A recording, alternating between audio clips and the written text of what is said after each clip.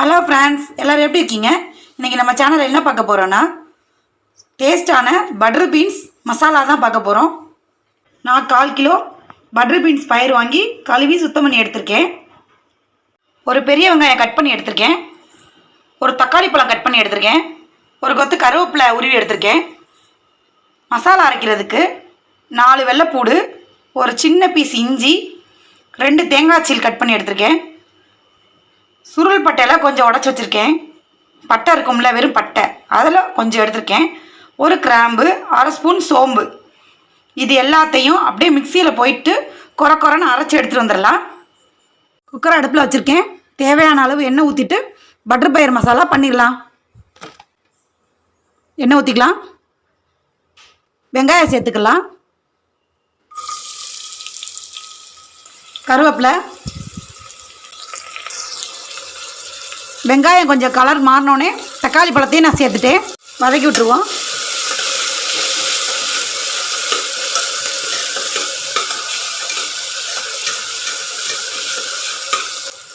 வெங்காயம் தக்காளி லைட்டாக கலர் மாறினா போதும், ரொம்ப சிவக்கணும்னு அவசியம் இல்லை. பட்டர் பயிர் சேர்த்துடலாம்.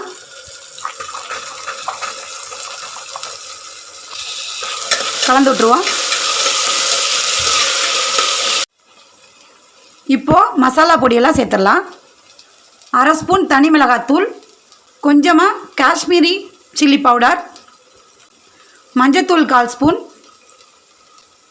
மல்லித்தூள் 1/2 ஸ்பூன். இந்த டிஷ்ஷுக்கு தேவையான சால்ட், உப்பு சேர்த்துக்கலாம்.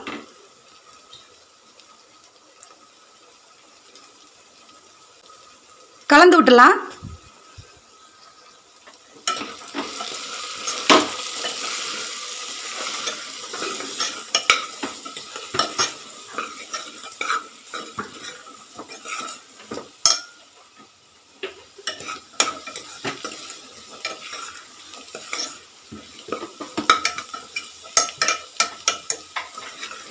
மிக்சியில் அரைச்சி எடுத்துகிட்டு வந்த விழுதை சேர்த்துருவோம்.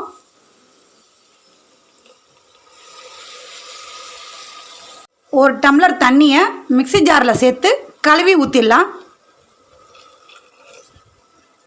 நல்லா கலந்து விட்டுருவோம்.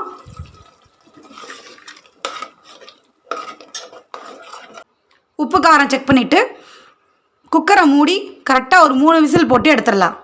விசில் போட்டு எடுத்தாச்சு. விசில் அடங்கிருச்சு. மூடி திறந்துடலாம்.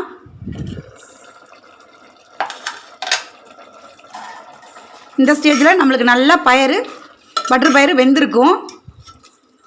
அப்படியே அடுப்பை ஏற்றி விட்டுட்டு நல்லா சுருளாக வற்ற விட்டு இறக்கிடலாம். பட்டர் பீன்ஸ் மசாலா நம்மளுக்கு சூப்பராக எண்ணெய் பிரிஞ்சு வந்துருச்சு. இப்போ மேலே நறுக்கின கொத்தமல்லியை தூவிட்டு இறக்கிடலாம். சுட சுட சூப்பராக நம்மளுக்கு ரெடி ஆயிடுச்சு பட்டர் பீன்ஸ் மசாலா. சப்பாத்தி, பூரி இல்லை ரைஸ் கூட வச்சு சாப்பிட்றதுக்கு செம்ம கலக்கலாக இருக்கும் இந்த பட்டர் பீன்ஸ் மசாலா.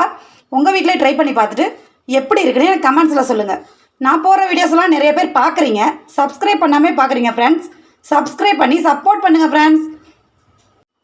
நான் போடுற வீடியோஸ்லாம் உங்களுக்கு பிடிச்சிருந்துச்சுன்னா லைக் பண்ணுங்கள், ஷேர் பண்ணுங்கள், கமெண்ட் பண்ணுங்கள். சேனலை சப்ஸ்கிரைப் பண்ணிவிட்டு பக்கத்தில் இருக்க பெல் பட்டனில் ஆளுங்கிற ஆப்ஷனை தட்டி விட்டுருங்க ஃப்ரெண்ட்ஸ். அப்போ தான் நான் போடுற வீடியோஸ்லாம் உங்களுக்கு உடனே கிடைக்கும். Bye friends. வேறு ஒரு நல்ல வீடியோவில் உங்களை பார்க்குறேன்.